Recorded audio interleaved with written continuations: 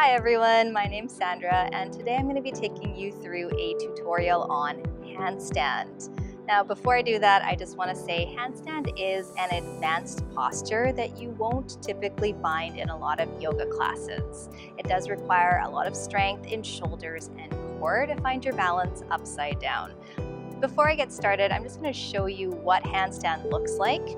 Probably the most typical way to enter the pose is from an L stand, and then kicking up here, finding balance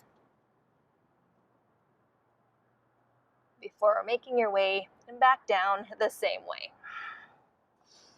All right, so I'm going to give you a few tips to help you with this pose. Before you get started, you do want to make sure that you do have enough strength in your shoulders and core to hold yourself safely upside down. You'll probably be able to find that through downward facing dog and just seeing how comfortable you are here with weight bearing on your hands and how that feels into your shoulders. You'll also want to check out how it feels to do chaturanga, and if you can safely hold yourself there with enough strength in triceps and shoulders, squeezing the core as well.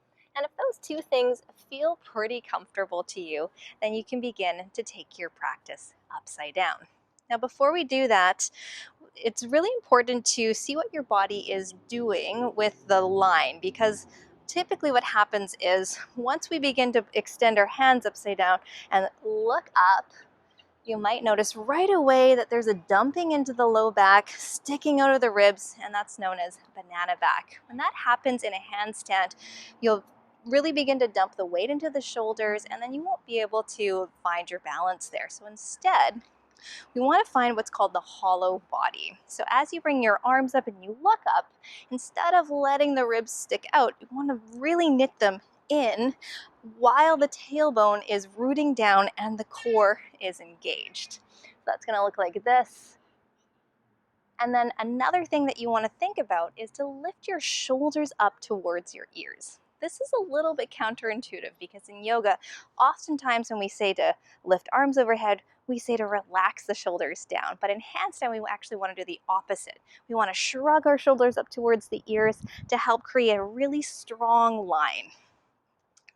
Before you actually start playing with a freestanding handstand in the middle of the room, you might want to begin to take your handstand to the wall so you'll feel a little bit safer. So I don't have a wall here, but I'm going to use this railing here as a wall to just give myself some support.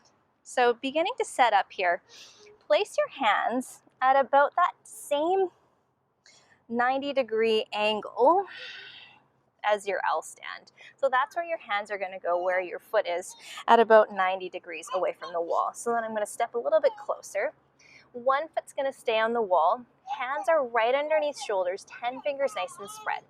As you root down into your hands, press into that back foot, and then begin to lift yourself up here into your handstand. Now already you'll begin to feel the weight here into the shoulders, and try not to let it all just sink down and arch your back, but instead remember that hollow body position as well as shrugging your shoulders. And it's actually easier if you begin to lift one foot up towards the sky. You can really start here to press away from the ground and notice if you're dumping into your lower back. You can also begin to play around with just letting that foot that's on the wall step off just slightly before making your way down, and you might begin to find a little bit of airtime there. So as I said before, playing with this in the middle of the room, one of the best ways is to just start in your L stand, set yourself up here, and then begin to take a few kick-ups. As you do so, keep your hips nice and square, and then just little hops.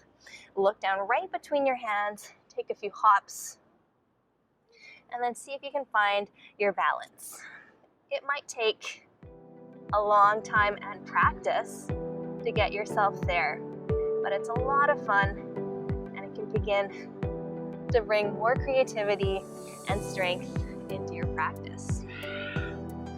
I hope that video was helpful, and if you have any questions, please feel free to leave them in the comments. Hope to see you again soon. Namaste.